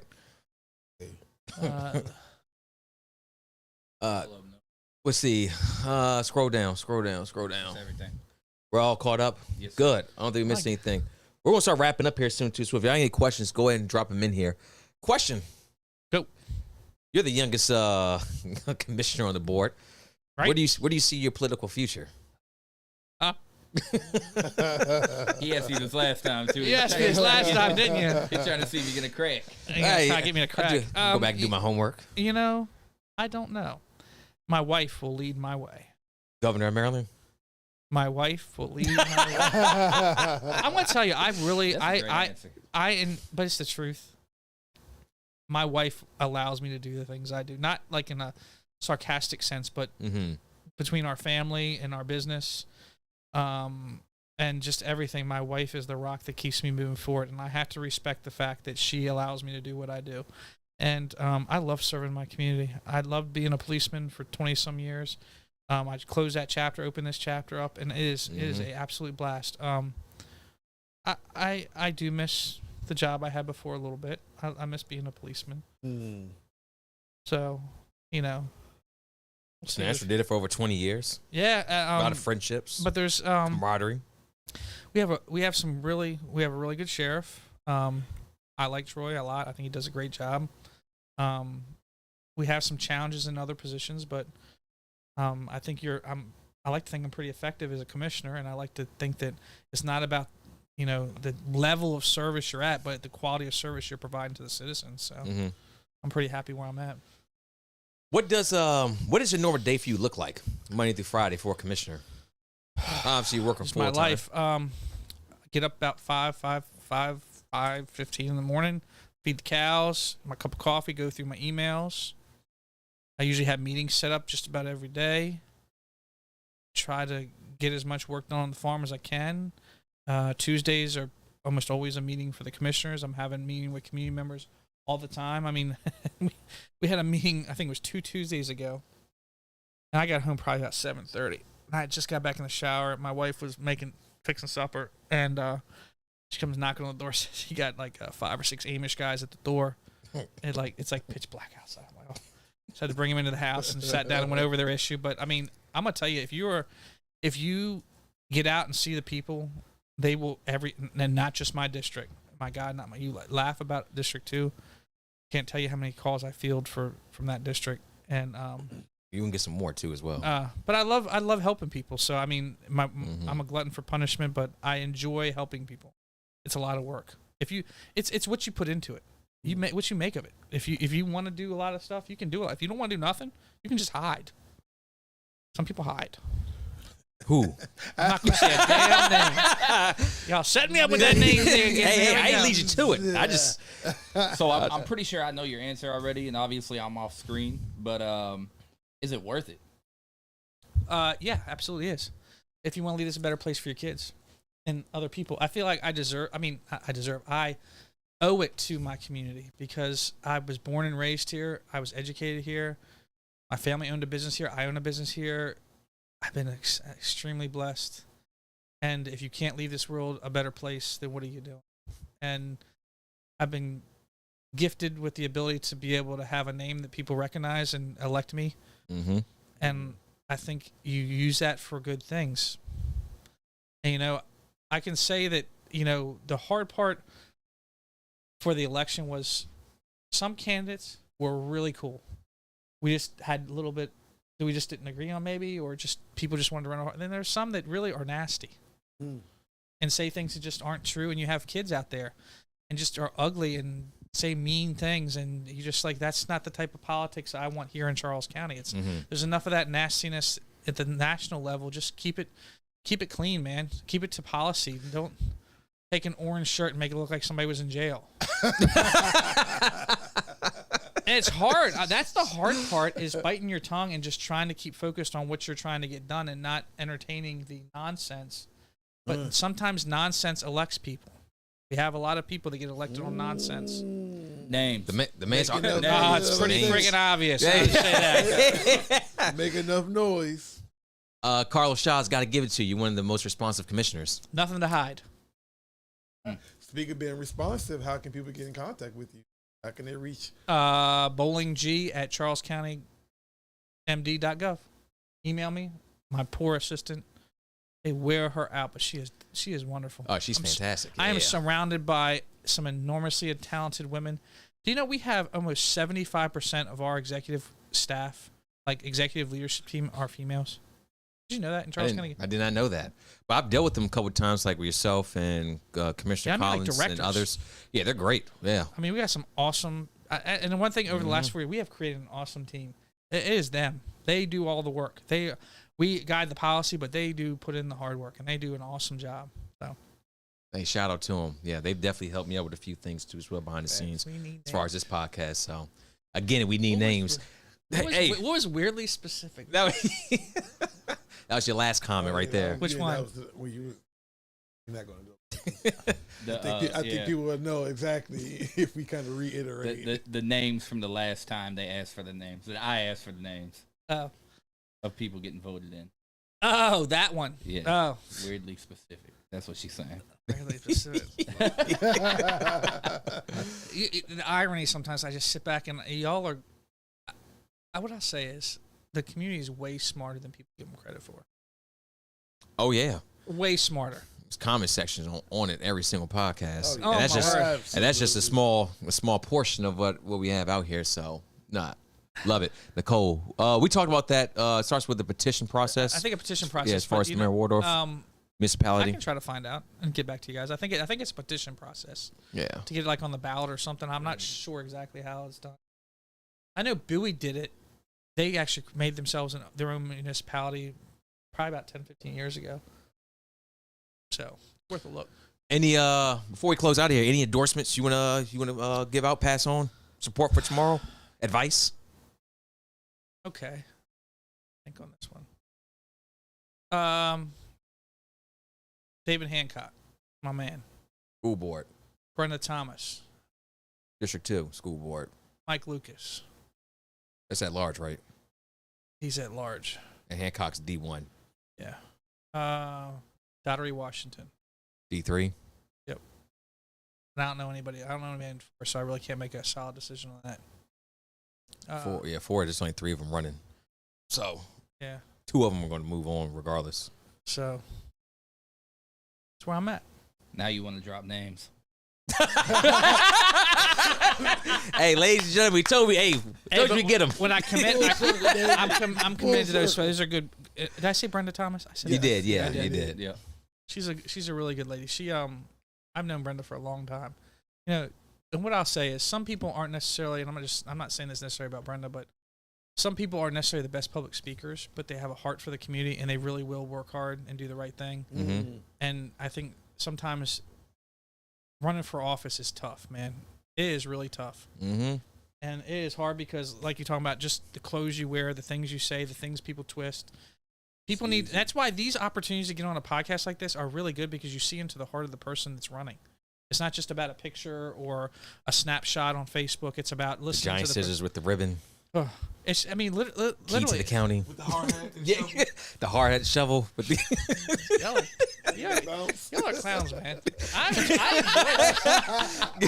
I enjoyed this, man. This is fun. Now, hey, and always too as well. Whenever you feel the need, you want to come back to BNY. Open invitation. Hey, man, that'd be great, man. We talk about anything you want. I'm very on the name dropping. Very, very. I'll read that for you. Just read to the tea leaves. Yeah. Okay, shovel in the ground. Come on, Reggie. You know. Couple announcements too as well. Tomorrow we'll be live again.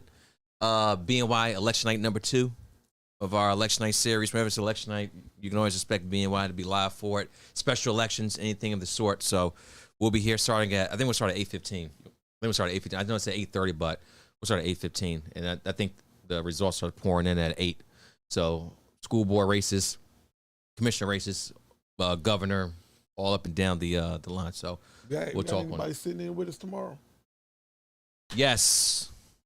We do have people sitting in with us tomorrow. Carlos Childs will be here too as well. We talked about that already. No. Yeah, for the people. Yeah. But I think last podcast we talked about that one. And I got to see about another guest too as well. Mank, I got to call you too as well. We got to call and go from there and make sure the schedule is right. So I know what I promised, man, back in like July time frame. So I'm a man of promises. Word is bond, all that. So Old Mankster. Old Manx. The Mankster. That's We'll what I call him. we'll see how that goes. You've been getting a lot of good comments tonight. Thank you, BJ. Thank you, BJ, being so open. It's been weirdly polite in the It's been- comment section tonight Strangely, as it's been well. super positive towards you too as well. Yeah, I'm proud of you guys. You know, I think when you tell the truth and you do the right thing, in the end, it all works out. Facts. I'm just being honest with you. Hey, I appreciate y'all. absolutely. So What yeah. kind- hey, what We kind- appreciate you for How being can, open. how can I get one of them big fancy rings? Oh, once again, shout out to Smithville, Commissioner Barksdale up there in the comments section. Take a look at Oh my that. God, that thing looks like a So when you Super came with a Bowl ring. podcast, It's like a Tom Brady. Yeah, ring. shout out to that Reggie right there. Barksdale, man. Here, go on. Honor at Smithville. Go ahead and try it on. Friend of the podcast came through, That's showed us it's big heavy. love. Yeah, it's got some weight to it. And definitely showed up BNY. I Came got through fat with, little farmer your fingers, man. That thing homemade don't fit jersey. that. It's a pinky Sorry, ring. being a little too honest here. I have- Reggie came through. He brought us some nice, jerseys. Yeah, for He sure. made for us, brought us the rings. Man, you and, got everything. Dang. And he's doing big things over there in Smithville, man. Really does. Has Yeah. a heart for the community, heart for the kids. What I was just talking to the other day. He said he got the cheer program up and running. And I think Yeah, they did. started Yeah, they their had. first I cheer saw the practice. videos on online And too it's as well. just Yeah. something that he's just trying to add and just kind of get more of the kids involved. So shout out to Reggie Barksdale. Uh-oh. Man. He's definitely a solid member of the community. Just gotta get that ring sized properly. Man, I got fat little fingers, man. These fat little farm fingers, man. What size ring you wear?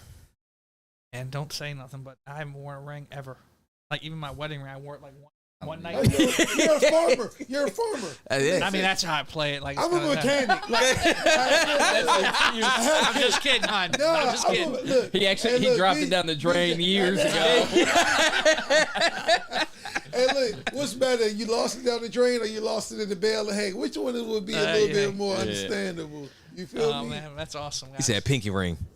Oh man, no. Hey, but I'll put it in a little box on my desk. I have like a little memento like this. See it like when you walk in the office. You see it. That's neat Hey, stuff. real Yeah, there you quick go. too. What's up? For Dev, because I know you normally do it, and I think you did it at the beginning. But someone said I didn't even know about you guys. So cool. This podcast is very cool. Do you do it throughout the year? And I know normally you do the shout outs. I think you did it at the beginning, but if you could Absolutely reiterate. No, and I seen that. I think that was Nicole Mascore Yep, as well. yep. Hey Nicole, hey look, I seen your comment. Shout out to AJ. You know what I'm saying, Soundman, highlighting that we do this year round. This we've been focusing heavy on. Weekly. Yeah, absolutely. Yeah, we do this weekly, actually. Sometimes twice a week, depending on what we got going on and how many guests we got lined up for the month.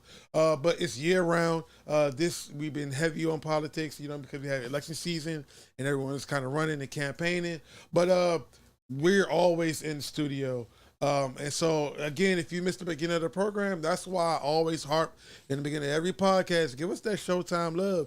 If you like this show, you like what we're saying, we appreciate you telling us in the comment section, but share it. Get other people in your community that's in your circle that may be involved, that may like this type of stuff, and share it with them and encourage them to share it as well, because you all drive the programming, you all drive the show, you all have suggestions, and we have candidates, we have sitting members, anyone that's willing to come through, we have them here, and that's why we have this platform, so you all can hop in here and ask them the questions that need to be asked, because me and Ricky can only think of so much.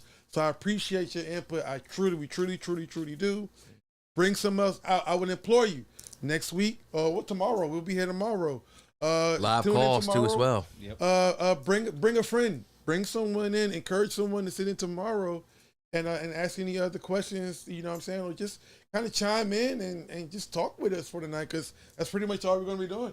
Just going to be talking about what's going on. We'll reach So, out to the people as well if they are not directly on the podcast. Yeah, they go out in these streets and party with a few people too as well. Facts.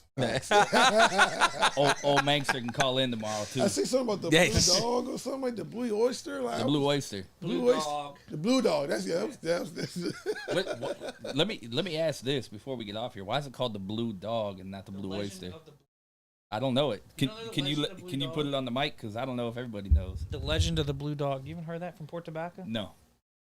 So it's an old history lesson. folklore. I'm all for it. And Story time with BJ. I might, yeah, story time with Dad, guys. That'd be a segment right there. Yeah, and I might butcher this a little bit, but so back in, I want to say back when it was colonial times or back, early like 1700s, there's a tavern over in Port Tobacco where I guess a gentleman had a lot of like coins, like he had won a bet or he had a lot of money.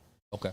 And he was followed up to. He had a big blue dog that was with him, his dog, and I guess I'm probably butchering the story, but he was walking up like near Rose Hill. You know where Rose Hill Road is? I don't. I'm not gonna lie to you. Over near the Thomas Stone Okay. historical site. Yeah. Okay. Yep. So supposedly these two guys robbed him and killed him over a stone and like hit his head on a stone or something, or was blood on the stone. And his dog was like wailing. He took the money, and every like so often the dog comes back, and it's the legend of the. I know I butchered this story, but it's something to that. Okay. And so they named this restaurant after the story. The story of the blue dog is actually at the restaurant. Oh, nice. So they have it like on a little thing, but they got really good food. I'm I'm a- plugging for Gary at the little restaurant on Port Tobacco Road. It's a ghost. Hey, speaking of the ghost, we're still doing the Halloween podcast, the horror podcast. Yeah. We still doing that one. Forgot about that. Nah, we still doing that one. Nah, There's a few definitely things did, behind the scenes we got to work on that one, but yeah, we'll still make that happen. But yeah, let's get out of here. I appreciate. Vote tomorrow, please. Yeah, I'll be there. I'll be there at some point at McDonough. Cast my vote. Walk in, walk out. So yeah, AJ. Before we get out of here, Charles County, appreciate y'all. Dev, thank you. AJ, thank you. Always. They said the people say you can stay on, so the people talk. I've been here before. He was here before. Yeah, I know. They used to know me as Jay. It's now AJ. Like You got your name. You got your name back. Yeah. And we got the link to the Blue Dog story. Appreciate it, Pascal. See y'all tomorrow. Yo, shout out Yeah, to You're Pascal. quick on that. Hey, See how much I Put it in the butchered the story. podcast. yeah. Number will be listed for call in when I create the event some point tonight, and then share that out. Then yeah, feel free. Candidates call in. Anybody call in. Yeah, give your thoughts, and we go from there. So BJ, Peace. Thank you. yeah, appreciate your time as always. Vote tomorrow. Everybody vote. Vote, vote, vote, vote. Most important thing you can do tomorrow. Let's get it. Go ahead, get that Bonaparte for us, sir. What's going on with you? Yo, another day in the lab, baby. So it's always a good day. Oh, It's shit. always a good day when we in the lab.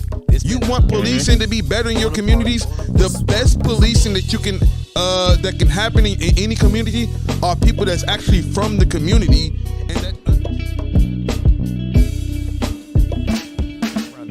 Once again, Rick, host BNY podcast, now known as What Effing Week with BNY. Dev, how you feeling, man? I'm in here. What's good, comment section? Here. Do we drag our people down when sometimes they don't deserve it? For sure, absolutely. In this situation, this man deserves every single dragging that we can do because this is not an example of us.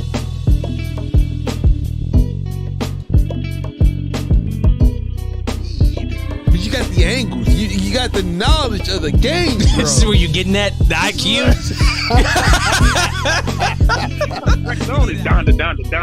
Down. Like he's telling you what's going on. He was a bad husband. He was just doing things his way. He's apologizing to his wife, like, yo. Pat ourselves on the back for that one because we didn't give yourself awards. I mean, who is? Yeah, no boy. Hey.